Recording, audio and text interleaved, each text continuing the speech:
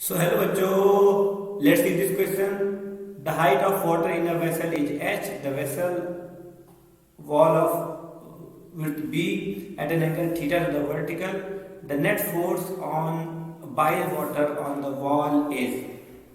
So कैसे करेंगे बेटे? अब ये एक बड़ा ही सिंपल है क्योंकि हमारी ये जो वॉल है बेटे ऐसे एक्सटेंडेड है और इस वॉल की ये वाली जो विड्थ है बेटे ये है बेटे अपने को b दिया हुआ, राइट है ना, स्मॉल बी से दिया हुआ। तो अगर हम क्या करते हैं बेटे, अगर हमारे पास ऐसी एक वॉल है और हम इस तरीके से हमें है तो हम यहाँ से बेटे अगर हमको यहाँ हाइट लेते बेटे x और x पर एक छोटा सा एलिमेंट लेते बेटे dx, राइट है ना। तो अगर हम एक ट्राइंगल लेते बेटे और हम यहाँ पे लेते बेटे y, तो इस ट्राइंगल से बेटे अगर हम यहाँ पर और अपने को ये वाला एंगल दिया हुआ था थीटा, तो यहाँ का भी थीटा होगा, राइट। अगर हम यहाँ पर लगाएंगे बेटे क्या cos थीटा लगाते हैं तो cos थीटा आता है बेटे आपका cos थीटा बेटे आपका क्या आता है y ओवर x। तो यहाँ से x आता है बेटे y अपॉन cos थीटा, यानी कि x आता है y अपॉन cos थीटा आता है, सॉरी बेटे x क्या आएगा y अपॉन cos थीटा। अब ये y अपॉन cos थीटा क्या होता है बेटे y sec थीटा होता है, तो x आ गया y sec थीटा।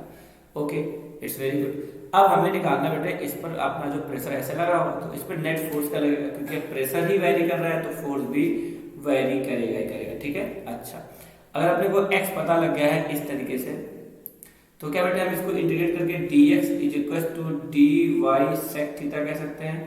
हाँ भाई कह सकते हैं, ठीक है।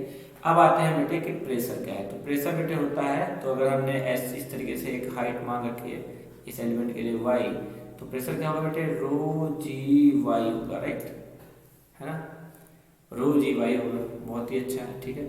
तो फोर्स भी बेटे क्या होगा, तो फोर्स कैसे निकालेंगे बेटे, फोर्स क्या था बेटे प्रेशर, तो छोटे से एलिमेंट में छोटा सा फोर्स, तो इसलिए हम लिखेंगे P dot D A, right. अच्छा भाई ठीक है, बढ़िया है। तो अब यहाँ पे क्या लिख दिया बेटे हमने, पी की जगह पे हम लिख देंगे रो जी वाई, डी ए की जगह पे बेटे हमें लिखना पड़ेगा क्योंकि इसकी विड्थ बेटे बी है और हमने जो हमने माना है तो हमें यहाँ पे लिखना पड़ेगा बेटे क्या b, अपने को लिखना पड़ेगा b dx।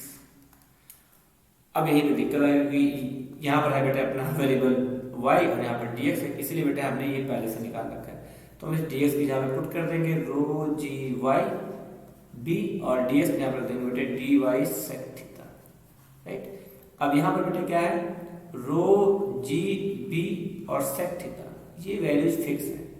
तो वेरिएबल क्या है बेटे ये y dy वेरिएबल, ठीक है।